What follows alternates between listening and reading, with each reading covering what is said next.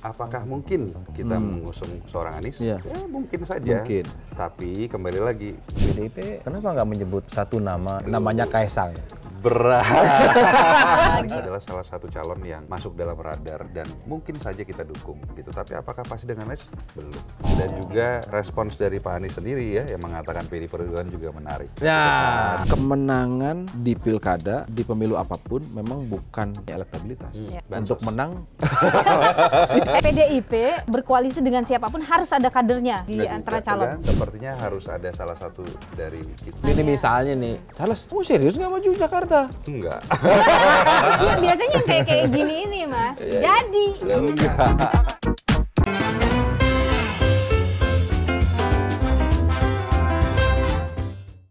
Ketemu lagi di Lanturan, ngelanturnya pasti, mudah-mudahan relevan. Iya, aduh. Ini Hari ini kita berhasil nyulik Niluh dari Untuk kedua program- kalinya ada untuk yang di- kedua kalinya. Dan tamu hari ini bicara masih soal Jakarta.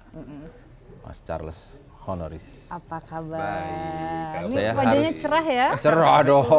Kalau orang mau dimajuin ke panggung besar tuh biasanya memang harus Siapa bersih-bersih. bilang Harus dia mau maju? bersih.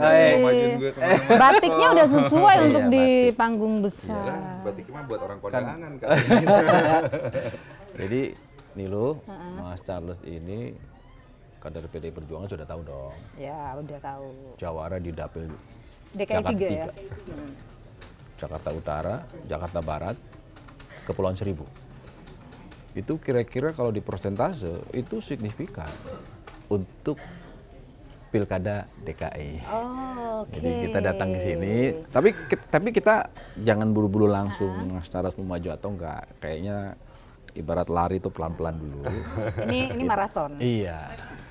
Kita mau bicara bahwa Mas Charles kira-kira sebagai kader PDI Perjuangan yang dapilnya di DKI, apa ide besar Mas Charles untuk partai terkait dengan Pilkada DKI yang akan berlangsung November mendatang? Mau maju bikin koalisi sendiri atau mau ikut calon yang sudah tersedia? Iya. Sementara ada Anies Baswedan yang kata Mbak Puan menarik. Menarik nih. Dan dijawab gitu. menarik.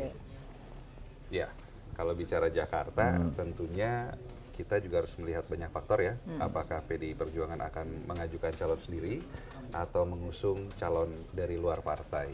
Kalau lihat kondisi hari ini kan memang PDI Perjuangan, ya kalau kita lihat jumlah kursinya, di 2019 kita ada 25 kursi, tapi 2024 ini kita hanya mendapatkan 15 kursi. Sehingga kita nggak bisa nyalonin sendiri. Jadi harus ada kerjasama politik dengan partai lain untuk bisa mengusung calon kepala daerah di Jakarta. Sekarang ini tahapannya memang masih sangat awal. Kebetulan saya ada di tim kampanye, tim nasional pemenangan pilkada PDI Perjuangan.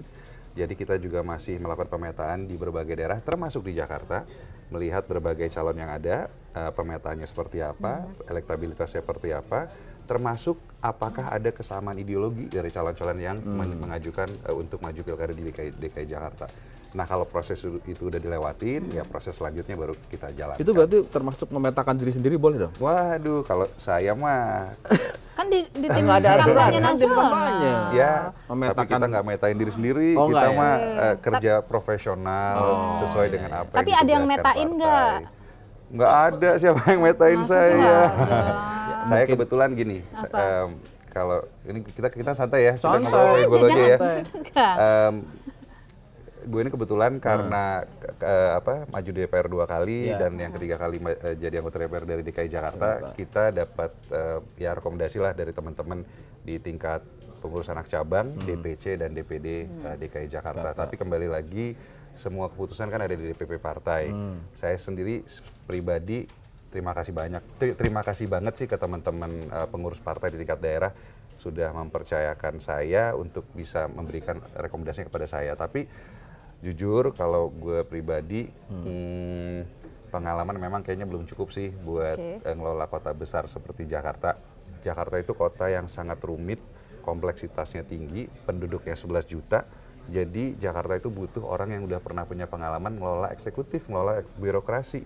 4 gubernur Jakarta sebelum Pak Heru pun ya semuanya pernah di eksekutif. Baik itu Pak Anies, Pak Ahok, Pak Jarot, Pak Jokowi.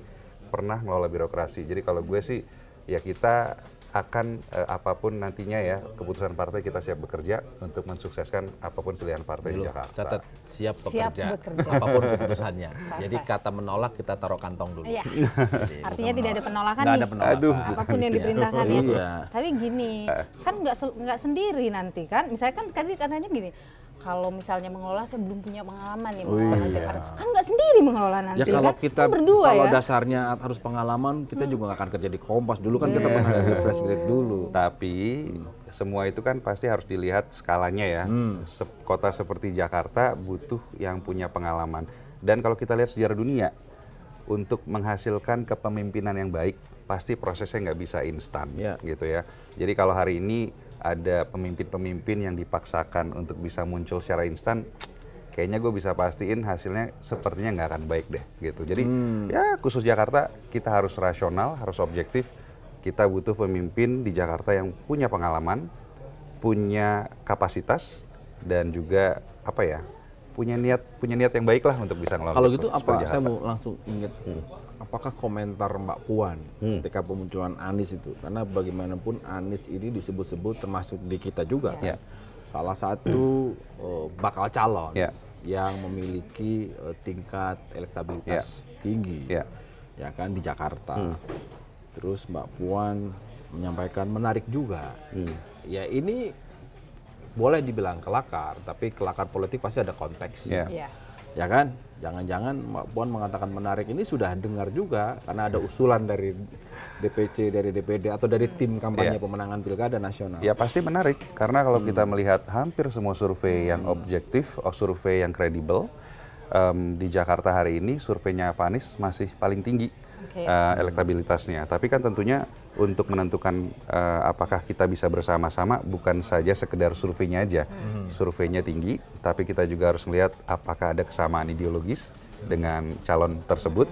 Apakah ada kerjasama dengan partai politik lain yang bisa kita dapatkan? Karena kembali lagi, PDI Perjuangan nggak bisa ngusung sendirian. Kita cuma 15 kursi, kita Dan butuh tidak tambahan. hanya PDI Perjuangan, hampir Semua semua juga. partai nggak bisa ngusung sendirian. jadi gini, kalau gitu gini deh. Kan sudah ada tuh nama-namanya muncul, udah tahu juga partai-partainya. Ya. Mereka bukan partai-partai baru, nama yang muncul bukan nama-nama baru. Pasti udah ada yang paling berat nih, kayaknya akan kesini nih kita nih, pasti udah ada tuh. Nggak mungkin enggak. Saat ini kita sedang menelaah berbagai calon ya, termasuk Pak Anies ada di situ. Calon eksternal lainnya, nama Pak Andika misalnya ada juga di situ. Calon internal ada Bu Risma, ada Mas Hendy, ada siapa lagi ya? Sebut aja cara. Iya, Charles. Gue udah tahu nih bakal kesana. Iya. Apa-apa.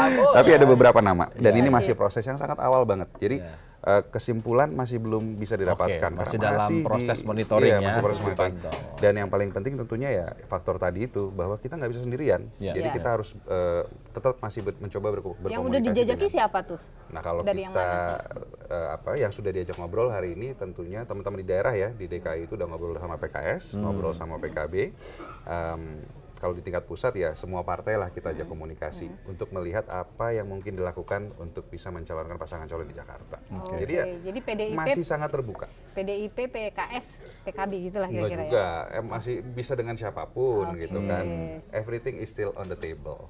Gitu. Ya, karena memang pilkada ini berbeda dengan pilpres. Jadi tidak ada kewajiban dari partai politik untuk mengusung. Opsi itu ada juga. Ada juga, bisa saja ya saya nggak bisa mendahului ya karena keputusan belum diambil. Tapi opsi untuk tidak mencalonkan juga bukan sesuatu yang tidak mungkin terjadi di Jakarta. Tapi gue pengen ngomong nih satu hal.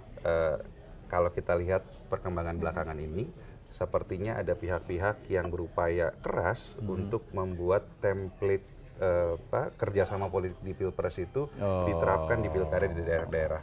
Tapi tentunya menurut gue ini akan sulit dilakukan. Karena apa? Setiap daerah punya kebutuhan yang berbeda, punya kepentingan yang berbeda. Masing-masing partai politik di daerah juga punya punya kepentingan yang berbeda di situ. Di daerah tertentu PDI Perjuangan kuat, di daerah tertentu PKS kuat. Di daerah ini kita harus bersama-sama dengan PKS misalnya. Di sini kita harus dengan Gerindra, di sini dengan Demokrat. Jadi ya upaya yang coba dilakukan itu menurut gue nggak akan sulit lah untuk dilakukan. Tapi PDIP opsinya wakil. Enggak juga. Saat ini opsinya masih bisa apapun.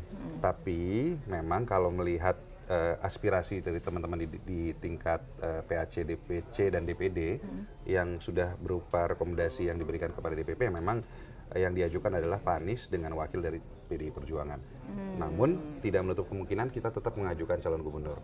Ada tokoh-tokoh nasional yang seperti yang gue sebutin tadi, ada Pak Andika, ya kan, ada Bu Risma, termasuk Mas Hendy, ya. Ini adalah 3 tokoh yang sudah menjadi kader. Mohon maaf, Pak Andika sudah bukan tokoh dari luar, ya. Ya, Pak Andika udah jadi kader PDI Perjuangan. Sudah pernah punya pengalaman menjadi eksekutif, mengelola organisasi besar di pemerintahan. Bahkan kalau bicara Bu Risma dan Mas Hendy, ya dua-duanya pernah jadi kepala daerah. Wali Kota Surabaya, Wali Kota Semarang. Yang 3 tadi itu pernah jadi kepala daerah, pernah jadi kepala staf angkatan darat, pernah jadi panglima TNI, tapi nggak pernah di wilayah Jakarta. Di luar semua itu. Yang tadi yang saya bilang, jawarannya. Ya, meskipun Jakarta. bukan eksekutif, tapi kan memenangi sebuah wilayah Jakarta Utara, Barat sampai dapat kursi di DPR itu kan bukan kerja yang sehari 2 hari dong, Mas. Artinya paling tidak mengenali wilayah, meskipun tidak keseluruhan wilayah Jakarta. Karena kita bicara Jakarta, sekali lagi kita balik lagi ini Jakarta kan, yang mau dimenangkan Jakarta. Yang dicari suara orang Jakarta, yang dibutuhkan konstituen Jakarta. Karena kalau saya jadi Anies Baswedan, ya, tidak mungkin seorang Anies Baswedan tidak sadar bahwa dirinya sekarang dalam posisi di atas angin nih, karena elektabilitasnya tertinggi.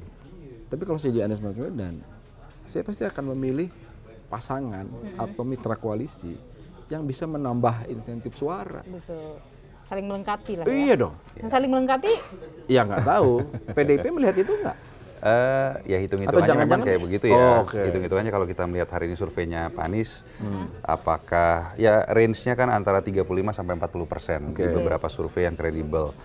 Ya logikanya memang kalau Mas Anies tidak atau misalnya kan hanya dengan PKS, maka mungkin ceruknya kan nggak nambah ya gitu ya. Jadi makanya mungkin Mas Anies berpikir ya mungkin ada baiknya berkoalisi atau bekerja sama dengan kekuatan politik lain, yaitu kekuatan nasionalis. Ya kalau kekuatan religius dan nasionalis bisa disatukan, maka akan menjadi kekuatan yang sangat luar biasa. Untuk mendapatkan 50% plus 1. Tadi 36 tuh katanya surveinya sekarang kan. 36. Ya masa sih nambah-nambah sekitar 10-20%. 15-20%. Tentunya ini menjadi salah satu bahan pertimbangan kita ya di PDI Perjuangan. Walaupun kembali lagi ini masih di tahapan yang sangat awal. Apakah nanti Pak Anies pasti maju juga kan belum pasti. PDI Perjuangan ngusung sendirian juga nggak mungkin. Tadi kan PKS sudah sempat deklarasi nih katanya ngusung Pak Anies, tapi cawagupnya dari PKS. Nah kalau misalkan cawagupnya nggak dari PKS, apakah tetap jalan? Nah ini kan masih belum ada kepastian. Gitu. Tapi kalau kita bicara hitung-hitungan, PDI Perjuangan dengan satu partai lainnya ngusung Pak Anies gitu ya, saya rasa mungkin 50 lebih gitu bisa sih kecapean. Nah Pak Anies ini harus ada suara pelengkapnya nih, orang yang di Jakarta, yang kata Mas Yogi tadi kan? Paling tidak udah kenal wilayah Jakarta. Ya kan itu yang tadi saya sebutin semua tinggalnya di Jakarta. Oh Jakarta. Tinggalnya di Jakarta. Nggak menggarap Jakarta. Nah, iya. Nah yang dibutuhkan kan suara orang Jakarta. Kan kita beginilah, kita kembalikan lagi bahwa seseorang, partai politik, perorangan ketika dia menyampaikan, oke saya akan maju. Kita nggak usah ngomong yang terlalu susah-susah. Targetnya menang dong. Iya udah pasti ya. Target menang tuh pasti pakai kalkulasi politik gitu. Kalau kita tahu seorang Anies Baswedan di mana ceruk suaranya, siapapun dia akan butuh, ya kan? Nah, PDIP melihat ini itu menjadi sesuatu yang serius untuk dilaksanakan nanti dalam bentuk nanti didaftarkan deklarasi, atau jangan-jangan PDIP juga melihat nggak deh, saya nggak akan tergantung sama sosok yang bukan dari kader saya. Nah itu yang kita pengen tahu, sejauh mana itu membuat formulasi sendiri. Yang pasti PDI Perjuangan hari ini pasti sudah sangat realistis ya, dalam sangat rasional dan realistis dalam menentukan pasangan calon dalam Pilkada serentak 2024 ini. Jadi kalau bicara Jakarta, ya kalau apalagi Pak Anies nih hari ini, kita sadar, kita paham bahwa elektabilitasnya tinggi, tapi masih harus kita jajaki banyak hal dengan Pak Anies. Apakah kita punya kesamaan ideologi dengan Pak Anies, kesamaan visi dan misi, bagaimana kita nanti membangun Jakarta ke depan, apakah kita punya kesamaan kesamaan keinginan gitu, apa yang ingin kita lihat dari Jakarta dalam 5 tahun ke depan, bahkan 10 tahun ke depan. Karena sekarang ini Jakarta kondisinya pasti mengelola Jakarta nggak akan mudah ya. Penduduknya 11 juta, sangat beragam, permasalahannya banyak. Apalagi saat ini pemerintah dengan undang-undang DKJ ya, status ibu kota sudah tidak lagi di Jakarta gitu kan, sehingga butuh atensi khusus. Walaupun Jakarta bukan lagi ibu kota, penduduknya masih 11 juta, masih menjadi pusat perekonomian di Indonesia, sehingga ya kembali lagi apa yang Pak Anies mau lihat nih dari Jakarta, mau jadi apa 5 tahun lagi, 10 tahun lagi, kita harus duduk sama-sama. Visinya sama enggak? Kalau sama ya mungkin bisa kita jajaki untuk bisa ada kerjasama politik untuk menghadapi Pilkada 2024. Oke, faktor itu pendalaman sejauh mana visi dan misinya ada kesamaan, itu oke lah ya. Tapi mungkin nggak ada faktor, karena kan Mas Ganjar masih kader PD Perjuangan dong. Dia berkomentar, kalimatnya jangan terlalu dipaksakan juga kalau memang nggak bisa sama Anies. Jadi ingat 2017 kan, jangan-jangan Mas Ganjar merujuk ke sana gitu. Makanya gue juga harus bicara secara jujur ya, bicara terbuka dan jujur dan fair gitu, bahwa kita pernah berseberangan dalam pilkada yang sangat keras luar biasa keras di tahun 2017. Itu sejarah loh. Bahkan luka yang timbul akibat pilkada itu mungkin sampai hari ini masih banyak dirasakan oleh keluarga besar PD Perjuangan hari ini, termasuk di DKI Jakarta. Maka dari itu untuk merajut kerjasama politik dengan Pak Anies ini bukan hal yang mudah gitu ya. Makanya saya bilang tadi gitu, banyak hal yang harus kita bicarakan, bukan sekedar elektabilitas saja, tetapi bagaimana komitmen dari seorang Anies terhadap pluralisme di Indonesia, terhadap terhadap toleransi dan lain sebagainya. Jadi ya itu tadilah, kita masih butuh proses untuk bisa menjajaki kerjasama politik dengan beratnya di situ ya. Tapi selama Anies Baswedan menjabat jadi gubernur, izin rumah ibadah termasuk gereja ternyata nggak dipersulit juga. Ya itu tadi gue juga, ini pengalaman pribadi lah ya. Kita sebagai anggota DPR, wakil rakyat yang mewakili DKI Jakarta, tentunya kan gue sering ketemu masyarakat konstituen, diskusi, ngobrol gitu kan. Ya saya harus akuin dalam kepemimpinan Pak Anies selama 5 tahun di Jakarta, ternyata tidak semenakutkan apa yang dibayangkan oleh teman-teman minoritas ketika zaman kampanye. Ternyata izin gereja nggak susah kok gitu. Pelayanan publik dari Pemprov DKI Jakarta kepada komunitas gereja misalnya di Jakarta ternyata nggak buruk, baik gitu ya. Izin gereja mudah dan sebagainya. Jadi tapi ini kan kembali lagi harus kita bicarakan.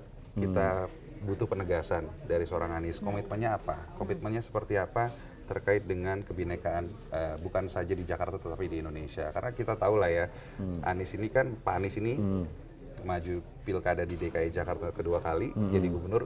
Kalau menurut gue sih nggak berhenti di gubernur ya kan, mungkin 2029 pengen maju lagi. Jadi kita juga pengen lihat gitu komitmennya terhadap kebinekaan Indonesia itu seperti apa gitu. Oh, ini jangka panjang ya. Jadi di kacamatanya PD Perjuangan itu tidak hanya berhenti di bukan gubernur gitu maksudnya. 2029. Jadi kita udah melompat jauh sebenarnya. Iya dong, harus visioner dong. Bukan gitu maksudnya, tapi ya udah terserah. Gitu loh poinnya. Ada faktor lain ya, ada faktor lain gini. Bagaimanapun kan kita tahu lah ya di PD Perjuangan untuk hal-hal yang sangat strategis itu kan tetap ketua umum itu kan penentu ya, bahwa kemudian di mekanisme rapat tapi kan kita tahu lah. Kalau Ibu Mega sendiri bagaimana kira-kira? Atau menyerahkan, silakan kepada tim pemenangan dikaji dulu, nanti saya pengen tahu akhirnya, atau sekarang?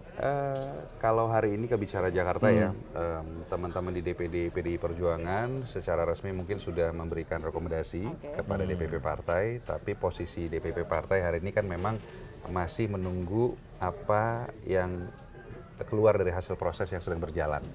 Proses penjaringan masih sedang berjalan, termasuk di DKI Jakarta.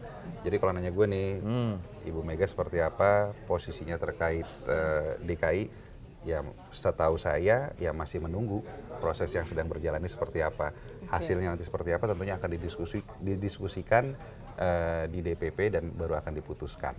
Jadi gue nggak bisa jawab secara gamblang. Ini misalnya nih kan kita tahu lah ya, paling nggak punya akses dong dengan ketua umum kadernya di Jakarta, ya kan? Tiba-tiba lagi duduk begini nih misalnya nih, Charles, serius nggak maju Jakarta? Enggak.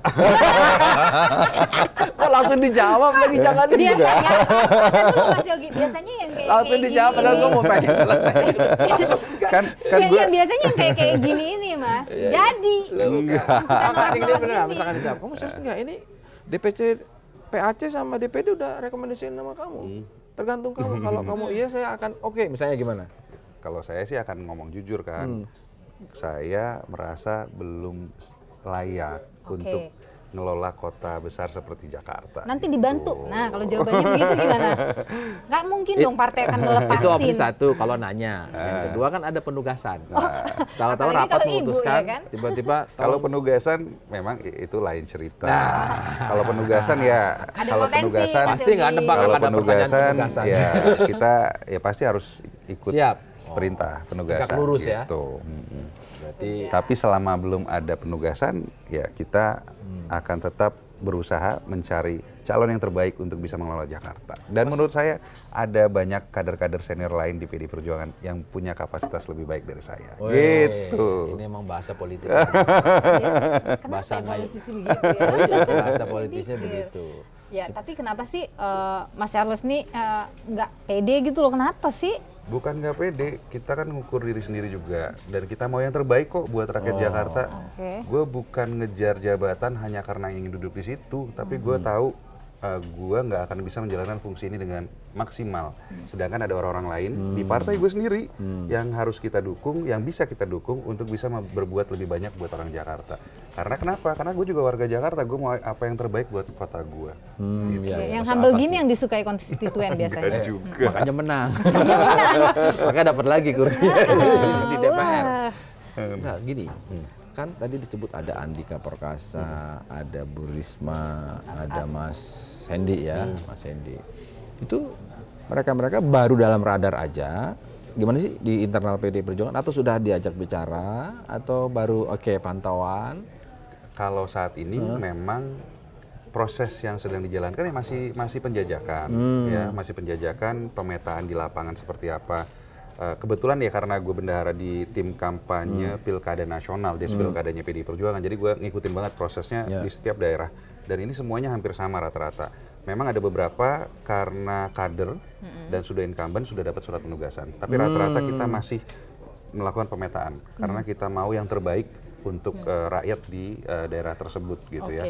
Penjajakan itu tuh ngajak ngobrol nggak sih? Sebagian ya. Sebagian berarti belum. nama-nama yang tadi disebut Kalau Mas Yogi Jakarta, itu udah diajak ngobrol? Mungkin di tingkat Ibu Ketua Umum atau elit DPP PD Perjuangan mungkin, tapi saya nggak tahu. Tapi kalau di tingkat tim pilkadanya untuk Jakarta memang belum. Kita masih melakukan pemetaan, melihat elektabilitas, lalu kita petakan lagi dari sisi ideologis dan kesamaan, apakah ada kesamaan visi misi dan ideologi dengan nama-nama tersebut.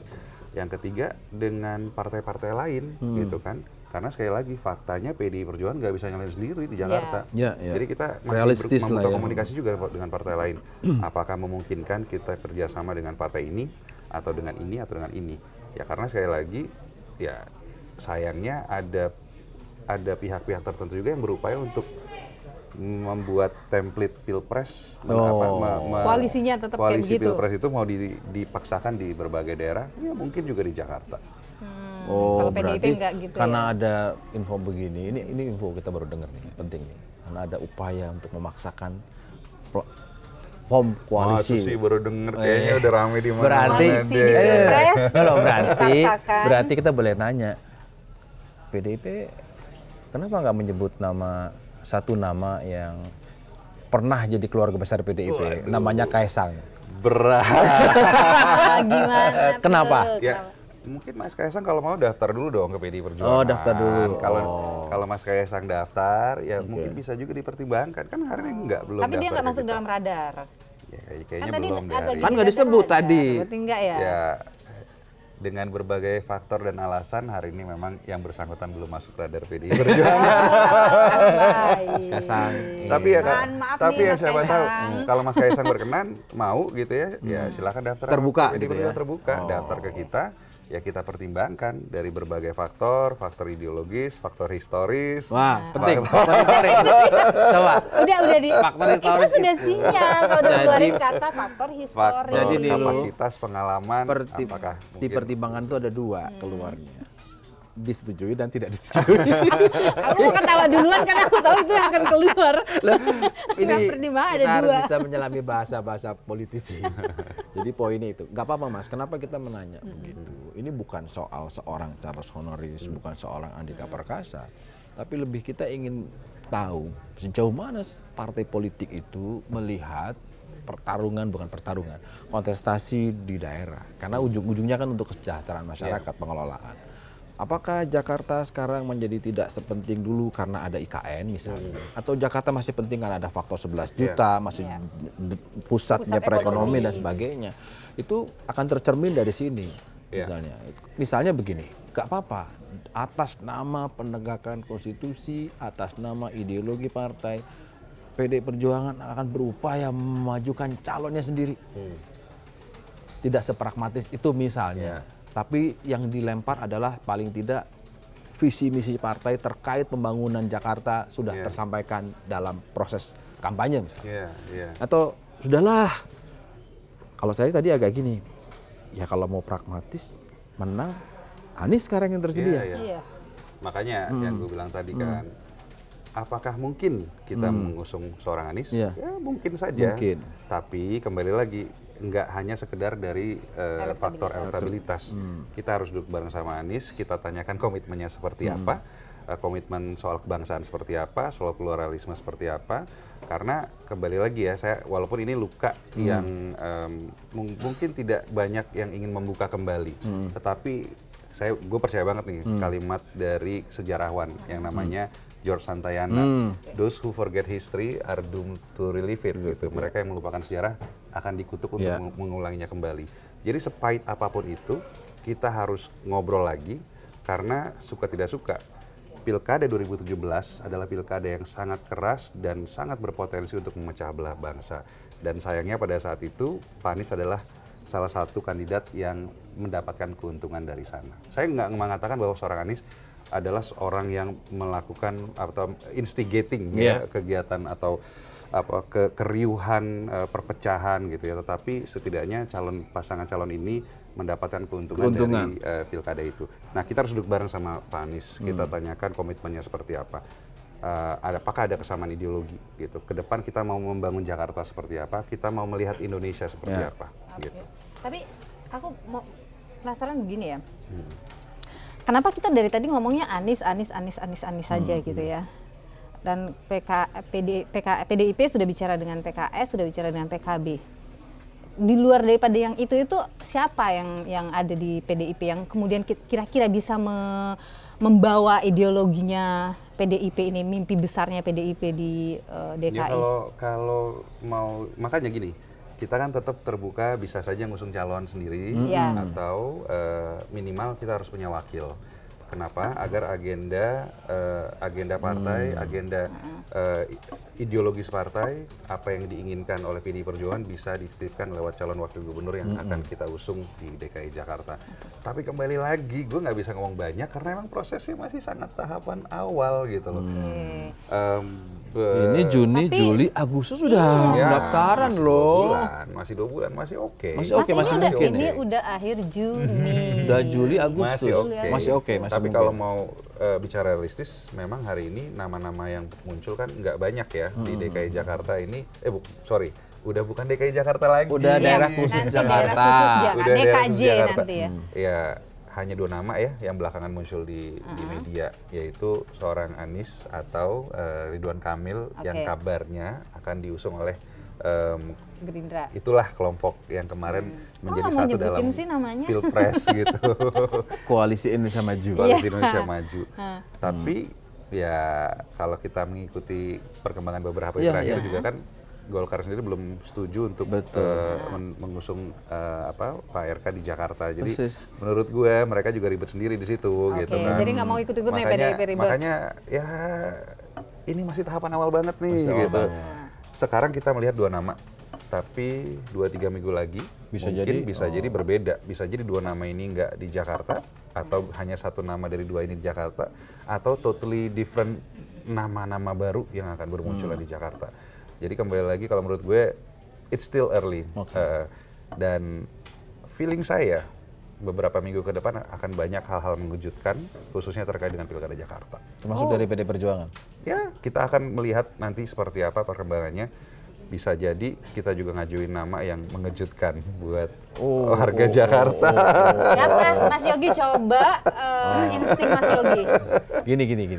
Kan tadi bilang soal sejarah 2017. Kita mesti tanya juga ke PD Perjuangan, apakah berlaku bagi PD Perjuangan yang sebutannya memaafkan tapi tidak akan melupakan? Untuk kasus Anies, akan berlaku itu nggak kira-kira? Memaafkan tapi tidak melupakan, karena kembali lagi yang gue bilang tadi, mereka yang melupakan sejarah akan dikutuk untuk mengulanginya kembali.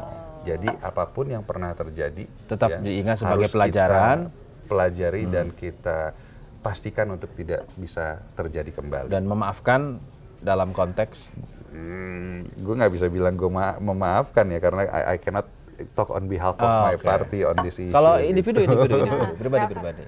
Secara pribadi, saya menyayangkan waktu itu Pak Anies menunggangi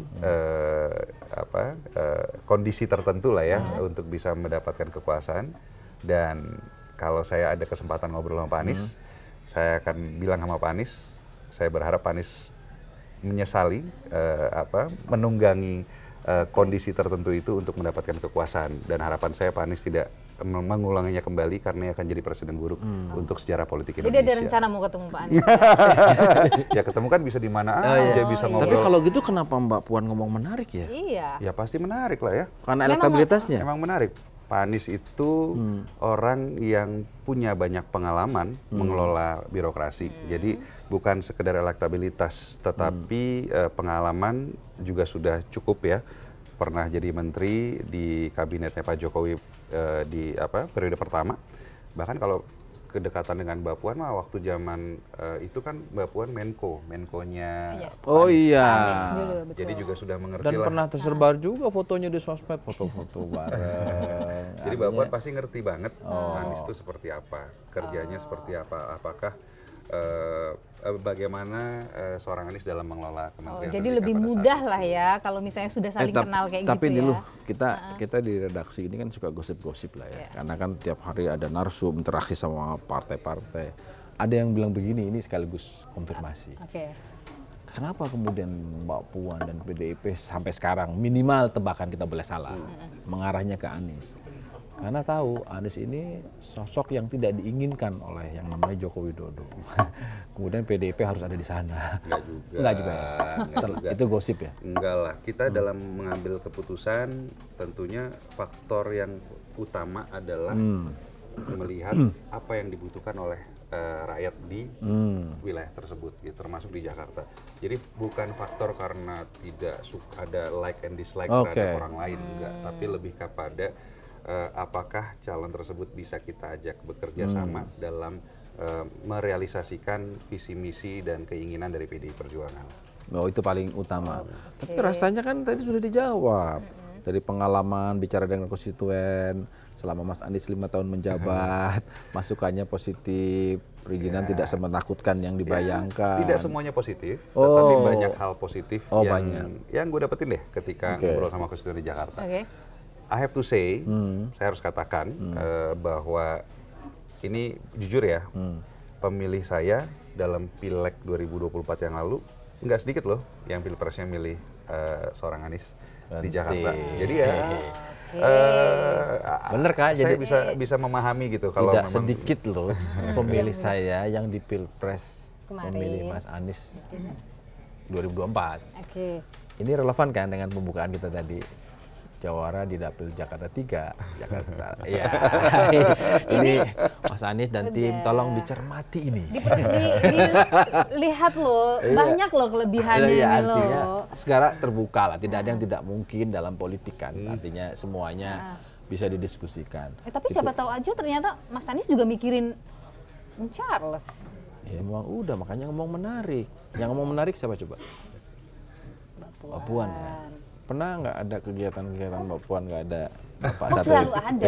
Kesayangan ini katanya. Ya artinya ringnya lah, lingkarannya lah. Baik. Nah, baru kita langsung pertanyaannya. Mbak Puan pernah ngobrol-ngobrol soal pilkada DKI? Nggak pernah. Ya, masa nggak pernah? Masa sih nggak pernah? Nggak pernah. Kayak gini deh. Ngomong santai. Lagi ngopi, lagi apa Iyalah, gitu apa? loh. Terus ngopah, Sedikit ya, nggak sedikit mungkin ya. enggak. Misalnya, gimana ya DKI? Kan ketua, kan tim Ya, pemenangan. kalau nanya soal Apa-apa? DKI, Pilkada DKI. Gimana pasti Mbak gue Puan? bilang ya kita harus cari orang yang terbaik untuk Jakarta dan kader kita sendiri banyak kok.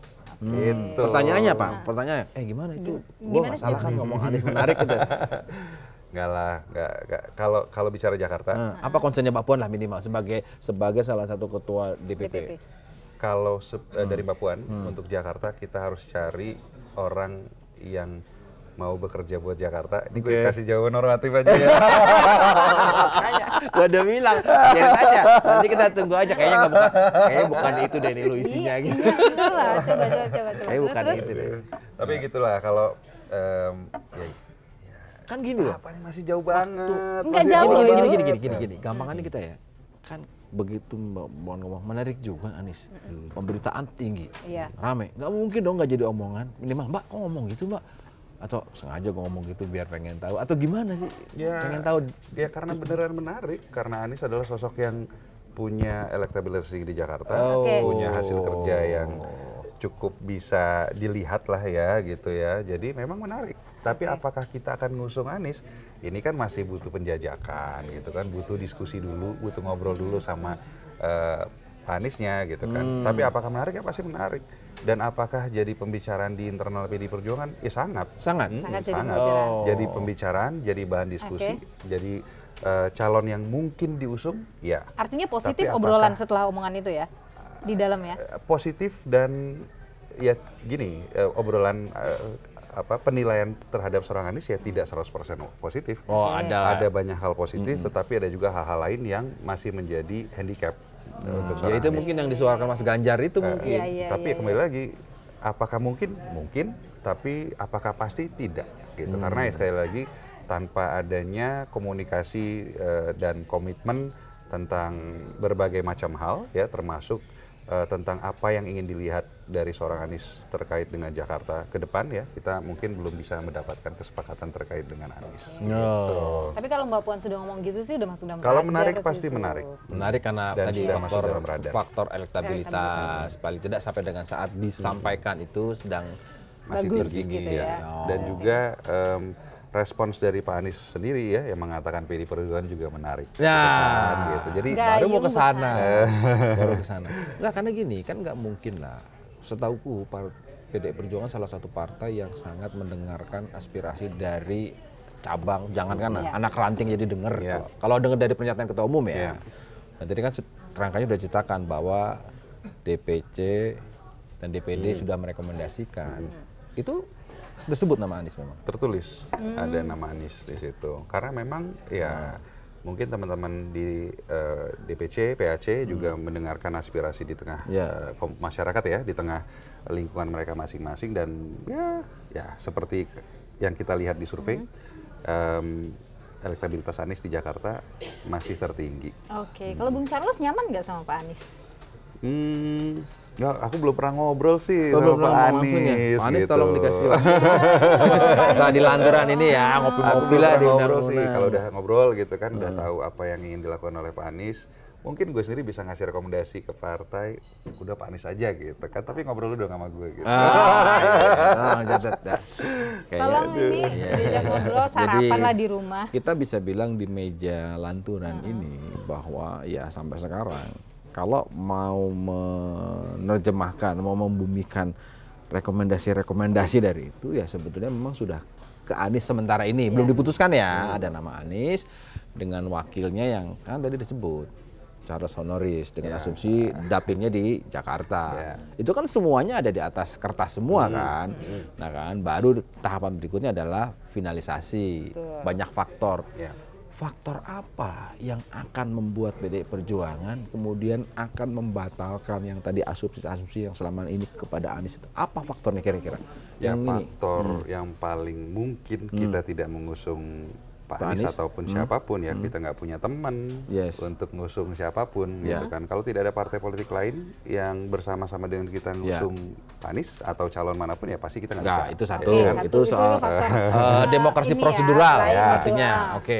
Tapi faktor-faktor lain? Faktor lain kalau tidak ada kesamaan ideologis, Oke. pasti kita nggak akan bisa mengusung Pak Anies karena PDI Perjuangan kalau kita lihat dari sejarahnya memang kita adalah partai yang konsisten. Nah, khususnya ketika berarti bicara. dulu di yang persamaan ideologis. Rasanya menurut kita persamaan ideologis, menurut saya minimal pribadi, itu sudah selesai. Kenapa? Begitu Mbak Puan bilang menarik, langsung dijawab menarik. Sudah selesai. Ya, itu satu. Apa faktor lain yang lainnya? Kira-kira nih. Faktor udah lain, selesai. Apa yang membuat kira-kira, oh ini nggak bisa. Maksud saya gini, mungkinkah ada bagian dari eksternal? Misalnya nih, misalnya kita buka aja lah, ya kan. Kalau bahwa PDI Perjuangan dalam hal ini Ibu Mega dengan Pak Jokowi ada tanda kutip perseteruan, itu fakta semua udah tahu, Nggak usah disembunyikan. nggak usah disembunyikan. Gue nggak mau komentar tapi gue gini-gini. Itu fakta kan. Iya. Tapi kita juga tahu bahwa Ibu Mega dan Pak Prabowo, the next president yang akan dilantik 20 Oktober, itu punya sejarah kuat. Ya. Iya. Dan terungkap berkali-kali disampaikan, baik kedua kader tidak ada masalah Ya. Megawati dan Prabowo.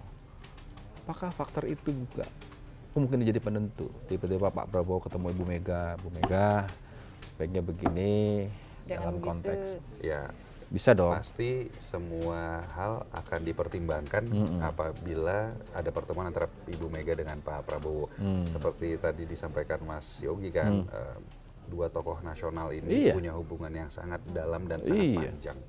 Bahkan Pak Prabowo kan pernah jadi calon wakil presiden Iya. Ibu Mega gitu kan. Jadi pasti ada banyak hal yang diobrolin. Tapi tentunya PDI Perjuangan juga kan pasti punya kedaulatan untuk menentukan sendiri nanti apapun itu gitu ya. Walaupun apa yang dibicarakan mudah-mudahan bisa menghasilkan hal-hal baik ya buat Oke. Jakarta dan buat Indonesia gitu. Tapi ya kembali lagi ya menurut gue sih ini akan terjadi dan akan menghasilkan banyak hal baik lah buat Indonesia. Jadi faktor Jangan-jangan- eksternal itu nggak akan. Bukan, jangan-jangan itu yang nanti dalam seminggu ke depan akan ada kejutan. Ya nggak tahu juga. Tapi aku mau nanya gini deh, PDIP berkoalisi dengan siapapun harus ada kadernya di Nggak antara juga. wakil Tergantung, atau calon. tergantung. Kalau misalkan di Jadi daerah PDIP nggak apa-apa mengusung calon dan gubernur Mengusung dan wakil paslon. gubernur tanpa ada orang PDIP di dalam. tergantung wilayahnya. Kalau Enggak, ini misalnya- DKI Jakarta, oh, bicara DKI Jakarta. Sepertinya harus ada salah satu dari kita di situ. Nanti yang bagian ini dipelanin, sepertinya harus ada. Gitu. Artinya kalau si calon itu nggak mau atau tidak memilih wakilnya dari orang PDIP bisa Sepertinya batal. akan sulit. Sulit kalau Suka khusus nggak yang suka, DKI. walaupun Suka nggak? kursi kita di DKI itu turun drastis, turun tapi lumayan jauh, tapi kita tetap partai kedua terbesar di DKI Jakarta. Jadi kita tetap punya pengaruh yang cukup signifikan kok di DPRD Provinsi DKI Jakarta. Dan itu nih lo, itu sudah dibaca sama Anies. Iya. Kenapa kemudian PDIP juga menarik? Ya, dia juga punya data lah. Berapa PDI Perjuangan? 15. Oh masih oke juga nomor 2 di DPRD. Nah itu kan artinya jadi faktor-faktor. Makanya tadi kita tarik keluar kan. Nah kalau sudah begitu, Mas, bagaimana nih 2 bulan ini? Ya kan, tentu kita tahu lah. Kalau tadi kan kita bicara soal hal-hal yang pragmatis. Kemenangan di pilkada, di pemilu apapun memang bukan semuanya elektabilitas. Iya.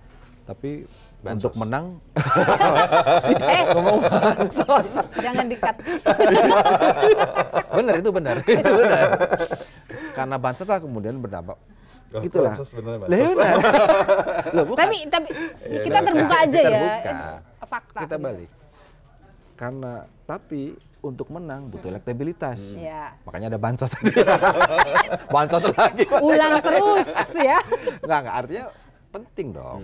Kita nggak bisa lah mengatakan bahwa betul dalam kacamata perspektif ideologi politik, wah nggak semata-mata. Iya, Tapi pertarungan ini kan clear. Mulai dari prosedural pendaftaran, syarat-syaratnya sangat rigid. Kenapa sampai PKPU diubah usia? Ya kan? Kenapa? Iya pasti kan ada keinginan, nggak mungkin dong. Mungkin biar bisa daftar ya ke sini ya. Iya, biar bisa daftar. Biar yang tadi bisa daftar ke PDI Perjuangan. Oh, kayaknya udah ada nih kayaknya. Artinya Udah ada bicara prosedural itu sana. penting, administrasi juga penting. Berikutnya kan tinggal penentuan nih.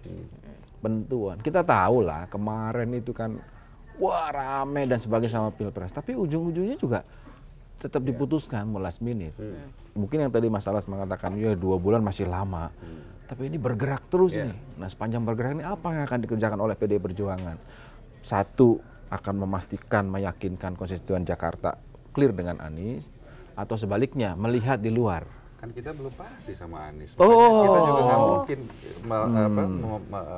memastikan, kita belum pasti dengan Anies ya, kita juga nggak mungkin mulai mengkomunikasikan Ini dengan tuh maksudnya konstituen. nunggu Anies datang ke PDI Nggak Perjuangan? juga, ya kita Juga. masih memetakan kok hari ini, tapi Pak Anies adalah salah satu calon yang masuk dalam radar dan mungkin saja kita dukung gitu. Tapi apakah pasti dengan Anies? Belum.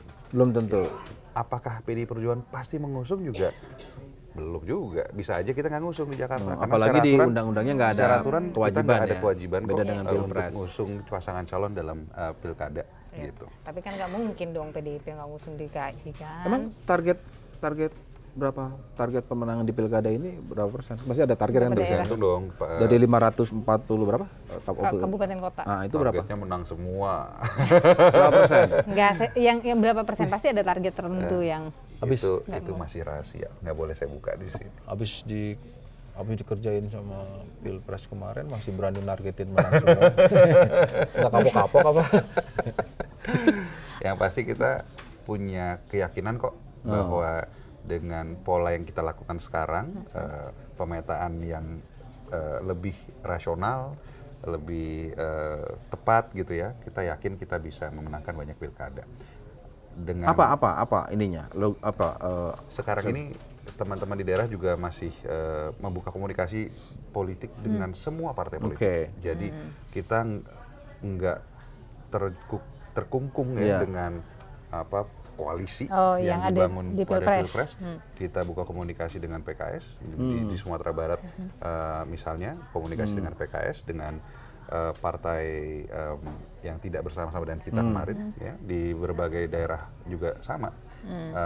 Jadi dan calon-calon yang sedang diajukan dan sedang kita pelajari juga banyak yang bagus. Kan saya udah lihat tuh semua. Oh, calonnya ini, ada beberapa. Oh, ini. calon-calonnya itu Oh, bisa bagus. ngalahin bansos yang diperpanjang nggak tuh?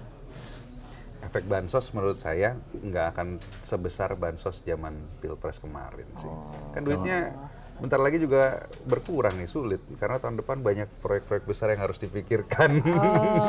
Komisi 9 tahu persis dalam Benar. APBN.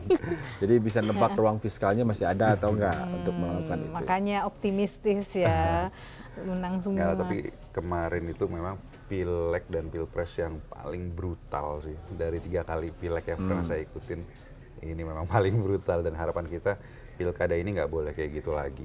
Harus kita kembalikan. Tapi jangan lupa dan sehingga pilkada kualitas juga kan demokrasi bisa November baik. kan? Iya. November kan, artinya kita boleh berharap lah.